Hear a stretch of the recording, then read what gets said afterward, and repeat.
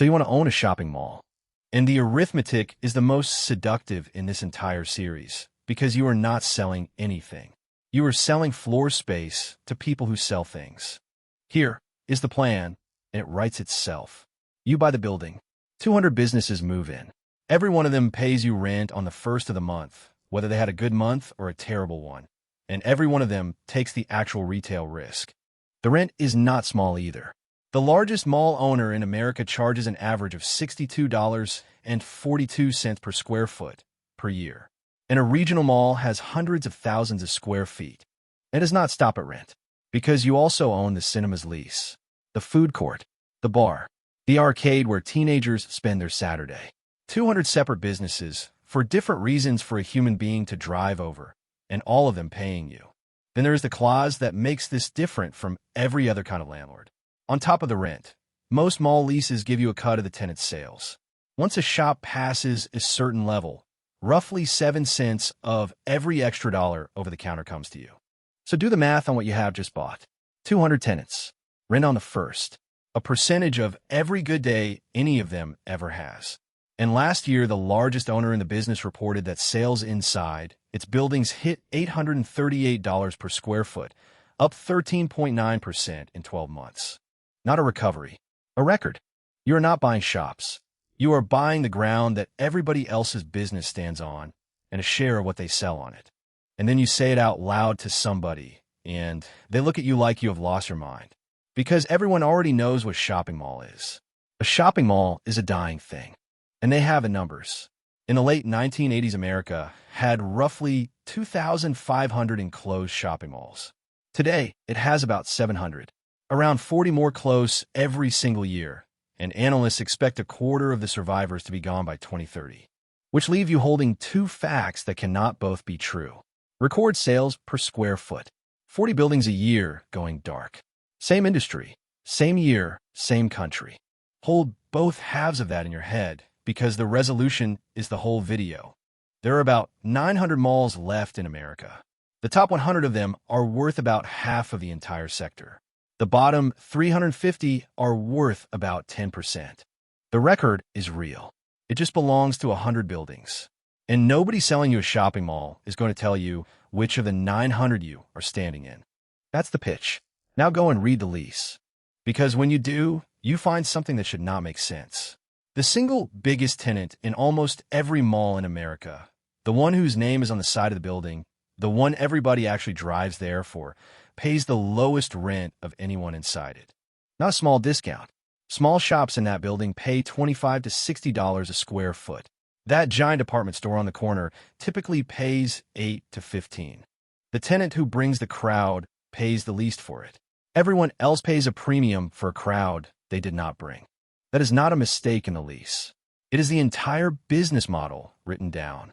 By the end of this video, you will know why the biggest tenant pays the smallest rent, why the cinema and the food court are not amenities, but the most important machines in the building, why a mall's real income is a percentage of somebody else's till, and why one of the largest shopping malls in America, 2.2 million square feet of it, sold this February for a fifth of what it was once worth.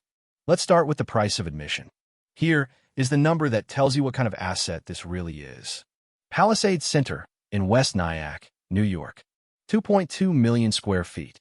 For levels, one of the largest malls in the country. At its peak, it was valued at $881 million. But that is not the number that matters. The mortgage on it was $418.5 million. Notice what that means.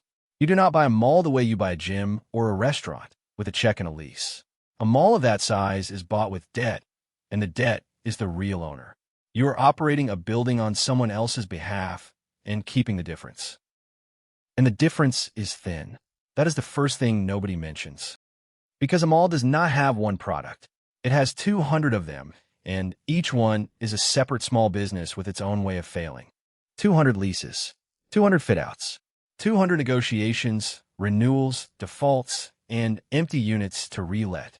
Every single one of them is a conversation you have to have again in 5 years. The scale that sounds like an advantage, look how many tenants I have, look how diversified I am, is also 200 separate chances for the building to start emptying. And you cannot shrink it. A mall is one of the least liquid assets on Earth. When Palisades finally went to auction, the process from the first foreclosure filing to the sale took 3 years. 3 years to sell one building. Hold on to that, because it becomes the whole story later. And it is not just the big ones that trade like this. In 2025, a mall in Jonesboro, Arkansas sold at auction for $4.85 million. Not $400 million, $4.8. That is the range you're buying into. The same asset class, in the same country, in the same decade, trades from $800 million down to less than 5, and the building itself has almost nothing to do with which end you land on. So you have bought a very large box, financed with a very large loan, filled with 200 small businesses. What does it cost you just to open the doors? A mall is not a building. It is a small town with a roof on it, and you're the local government. You own the corridors, the escalators, the car park with its lighting and its resurfacing, the air conditioning for 2.2 million square feet, the security guards, the cleaners, the fountain, the Christmas decorations, the toilets, the signage, the fire system. None of that is rented to anybody. All of it costs money every hour the doors are open. In the industry, it has a bloodless name, Common Area Maintenance, CIM, and it typically runs $5 to $12 per square foot per year across the whole center. Here's where it gets interesting, because you do not pay it. Your tenants do. On top of their rent, a retail lease usually adds another $2 to $4 a square foot for maintenance, taxes, and insurance. The roof over the mall is billed to the shops underneath it, which sounds like the perfect arrangement. Your biggest operating cost is somebody else's line item.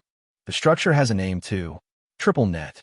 The tenant pays rent and then separately pays their share of the taxes, the insurance, and the maintenance. In a clean triple net lease, the landlord's costs are, in theory, somebody else's problem.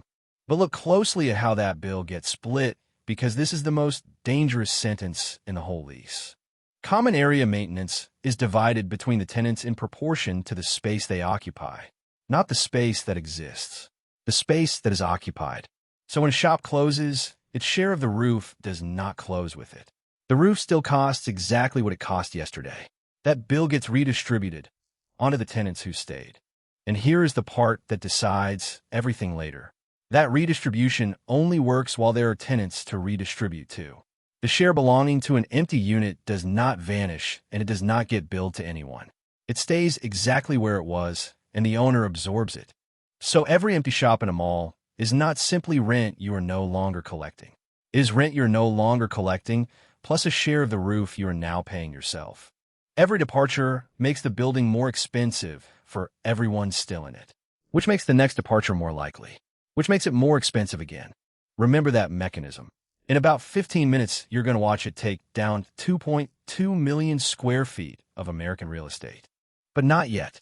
Right now, the mall is full, the escalators are running, and someone has just parked outside. So let's follow her. A woman pulls into the car park on a Saturday morning. She is not going to the mall. Nobody goes to the mall. She's going to one shop for one thing, a department store on the far corner of the building, because she needs a coat. Hold that in your mind. One shopper, one destination, one purchase. Because the entire economics of this building is about the walk she is about to take. The department store she came for is the anchor. It is enormous, often 100,000 square feet or more, its own entrance, its own car park, its name on the outside of the building. And it is the cheapest tenant in the place, $8 to $15 a square foot, on a lease that runs 10 to 20 years. And look at the length of it, 10 to 20 years on the cheapest rent in the building. You cannot reprice the bait when the market moves.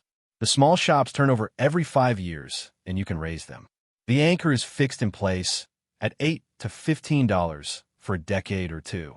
Say that out loud, and it sounds absurd. The biggest space, the longest lease, the most valuable name, and the smallest rent per foot in the building. Now watch her walk. To reach that coat, she parks, comes through the doors, and covers 400 feet of corridor. On the way, she passes a coffee shop, a phone case kiosk, a shoe shop with a sale sign, a pretzel stand, a jeweler, a store selling candles she has no intention of buying. She buys the coat. On the way back, she also buys a coffee and a pair of shoes she did not know she wanted. Now, who earned that coffee in those shoes? The coffee shop did not bring her to the building. Neither did the shoe shop. The department store did. And the department store made nothing on either sale. The landlord did. Because those two shops she passed on the way are paying $25 to $60 a square foot for one reason, and it is not the coffee. It is that she walks past their door on the way to somewhere else. That is what a mall sells, not space. Footfall. And now the discount makes perfect sense.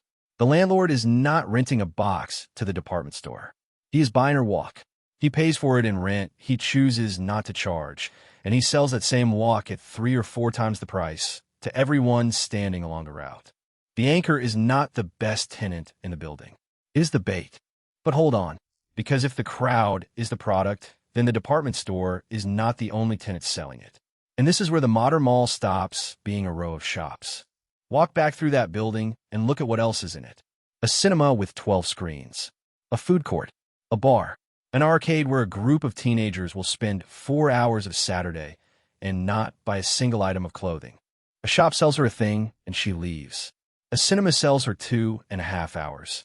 And retail research is blunt about what that is worth.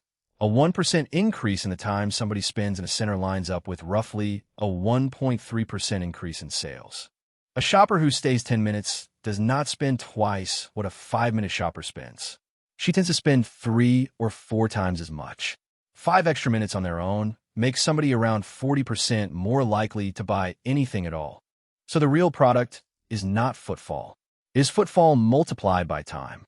And the cinema, the restaurant, and the arcade are not decoration around the shopping. They are the machines that manufacture the multiplier, which is why they do not get the department store's discount. Food and drink tenants now pay rates closer to fashion than to the old anchors, precisely because their dwell time effect is so strong.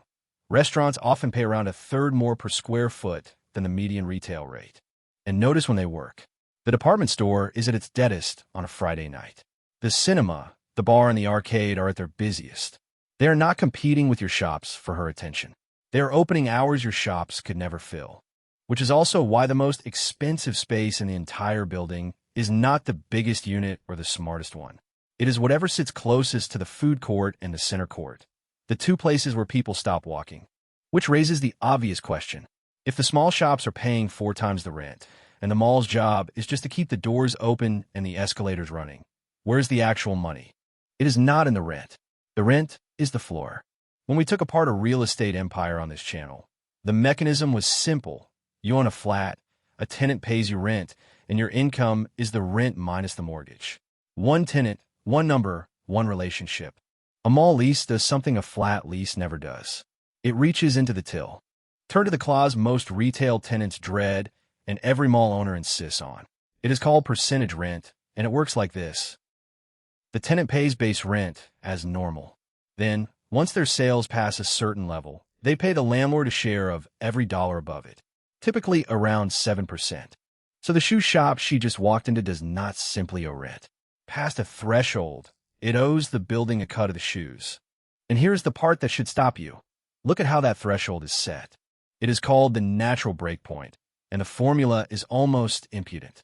You take the tenant's base rent, and you divide it by the percentage. That is the number their sales have to clear. Read what that actually does. The landlord sets the hurdle using his own rent. The moment a shop earns enough to comfortably cover what it pays him, he is in the register. By construction, the math cannot produce any other answer. So the mall owner is not a landlord with 200 tenants. He is a silent partner in 200 businesses, and every one of them signed the paperwork. And now the cinema makes sense too. Because if your income is a percentage of sales, and sales rise with the time people spend in the building, then every extra minute you can hold somebody is worth money to you directly. You're not buying footfall. You are buying minutes. The department store buys you her arrival. The cinema, the food court, and the arcade buy you her afternoon.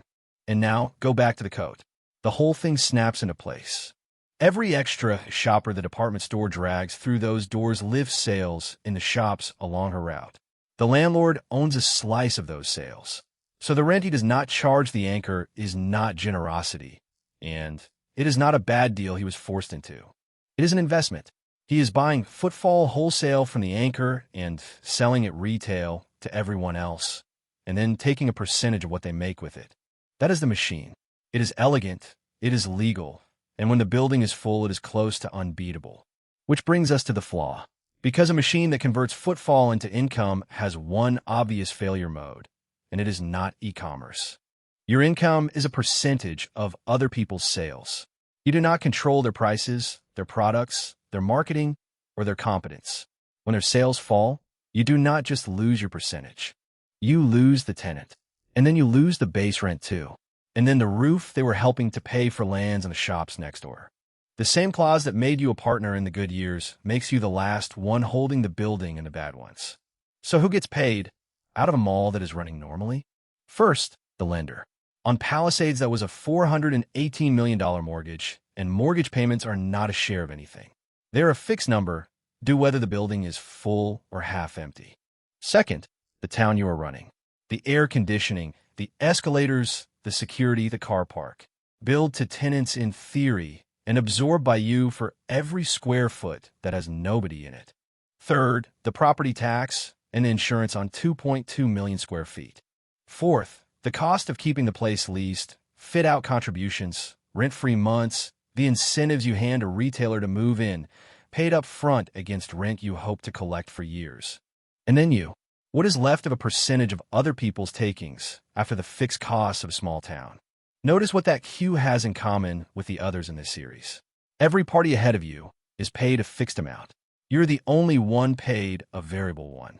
A hotel owner learns the same lesson from a different direction, which is why, in this business, size is not the thing that saves you.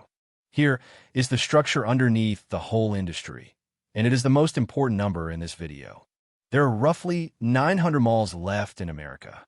The top 100 of them account for about half of the entire sector's value. The bottom 350 account for about 10%. Do the math on that. 3.5 times as many buildings, worth a fifth as much. We open with that number. Here is what actually causes it, and it is the least fixable thing in this entire series. At Roosevelt Field on Long Island, occupancy is above 96%. The tenant list includes Hermes and Rolex, and sales run about $1,250 a square foot. And the gap is not closing, it is widening. Top-tier malls are growing revenue around 5% a year. Class B and C malls are shrinking at roughly the same rate. The average is a number that describes nothing at all. Meanwhile, the bottom tier is running double-digit loan delinquency and losing about 40 buildings a year. Same industry, same year, same country, same interest rates. And that gap shows up in the vacancy figures. Malls overall started this year at about 8.8% empty. But a mall is roughly twice as likely to have empty space in it as the average American retail property. Twice as likely for the same tenants selling the same products in the same economy because of the one thing a mall cannot change about itself, which is where it's standing. So the difference is not management, and it is not scale. It is the catchment. How many people with money live within a comfortable drive, and whether the anchor that pulls them is still standing. And notice what that rules out. It is not the internet. A website cannot sell somebody a Friday night at the cinema, a table at a restaurant, or 2 hours in an arcade with their friends. If e-commerce were the thing killing malls, it would be killing them evenly everywhere all at once. It is not doing that. It is sorting them. The malls that died were the ones that were only ever shops, a row of retailers with nothing in the building to hold anybody there once the shopping was done. And a building cannot move. Whichever side of that line you bought it permanently. Which is what makes the next story so hard to watch. Because it did not happen to a small, forgotten mall in a dying town. Palisades Center opened as one of the largest shopping malls in the United States. 2.2 million square feet. For levels in the New York suburbs, 30 minutes from Manhattan, with a catchment most owners would kill for. For years, occupancy was 100%. Then, in July 2017, JCPenney closed its store there. A company-wide cull of underperforming locations. One anchor gone. 2 years later, in 2019, Lord & Taylor closed too. Bankruptcy, then liquidation. Second anchor gone. Now remember what an anchor actually is. Not the best tenant. The bait. The reason the shopper drives over and takes the walk past everybody else's door. 2 of them went dark, and they left behind exactly what you would expect. Enormous empty boxes in the corners of the building and a long, quiet corridor where a crowd used to be. Then came the part we planted 20 minutes ago. The shops along that corridor were paying $25 to $60 a square foot for footfall that had just walked out of the building. So some of them left as well. And every time one left, its share of the air conditioning, the escalators, and the car park was redistributed onto the ones who stayed. The roof, over 2.2 million square feet, did not get any cheaper. There were simply fewer businesses to divide it between. Occupancy fell from 100% to 78%. In the words of the reporting, that left inadequate income to service the underlying debt. And with the shops went the reason to stay. 2.2 million square feet for levels and a quiet corridor where the crowd used to be. Nobody drives 30 minutes to walk past an empty unit. And this is where a mall differs from every other asset we have taken apart. A theme park closes for the winter and reopens. A hotel empties and refills when travel returns. A mall that loses its anchors cannot buy the crowd back at any price, because the crowd was never coming for the mall. In 2022, the loan went into special servicing, the polite phrase for a lender who no longer believes you. In February 2023, the foreclosure was filed. Then the 3 years. Remember, from the beginning, you cannot sell a mall quickly. On the 4th of February this year, 2.2 million square feet of American Shopping Mall went to auction at the New York State Courthouse in Manhattan. It had been valued at $881 million. It had been listed at $463 million. Its most recent appraisal had cut it by 78%, down to $191. It sold for $175 million, less than half the mortgage that was written against it. And there was one bidder, a single bid, on one of the largest malls in America. The buyer was an affiliate of the firm that already held the debt, which is not really a sale at all.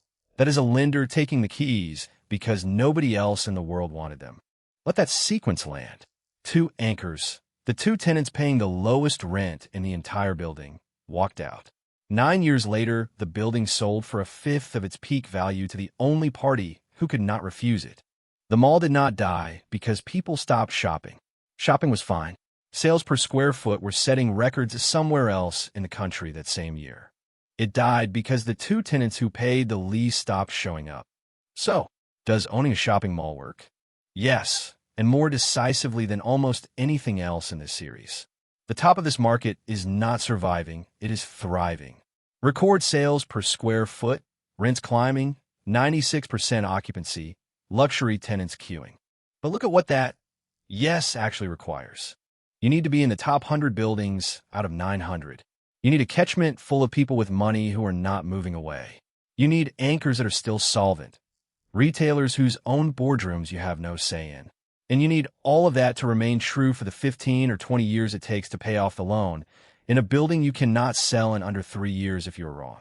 Get all of that right, and you own the ground that everyone else's business stands on and a percentage of what they sell on it. Get the catchment wrong, and you own a small town with a roof, a mortgage, and a corridor nobody walks down. And that is the honest answer to the thing everyone says. The mall is not dying. The shopping mall is. What survived is a building people go to on a Saturday for a film, a meal, a drink, and 2 hours out of the house, with shops along the route. And there is no middle. This is the only asset in the series where the market has already sorted the winners from the losers and published the answer. 900 buildings, and the top 100 hold half the value. You are not buying a business with a range of outcomes. You are buying a seat on one side of a line that was drawn before you arrived. And notice what is missing from that list. Anything about how well you run it. Palisades had 4 levels, a Manhattan-adjacent catchment, and full occupancy. What it did not have, after 2019, was a reason for anybody to make the drive. Here is the shape of the whole thing in one frame. A building that sells footfall, not space. A biggest tenant that pays the least because it is the bait and not the customer. A lease that quietly makes you a partner in 200 businesses you do not run. A roof whose cost never falls, only gets divided between fewer and fewer people. And a split so wide that the top 100 buildings are worth as much as the other 800 put together. In West Nyack tonight, 2.2 million square feet of it is still standing, still lit, still open, under new owners who never wanted shopping mall. They wanted their money back. So, would you actually buy one? Yes or not a chance? One word in the comments. And if there's a business you want taken apart next, drop that too. Thanks for watching. And the next time you park at a mall, walk in through the big department store on the corner and stroll past 9 shops to get to the one you came for. You are not wandering. You are the product being delivered.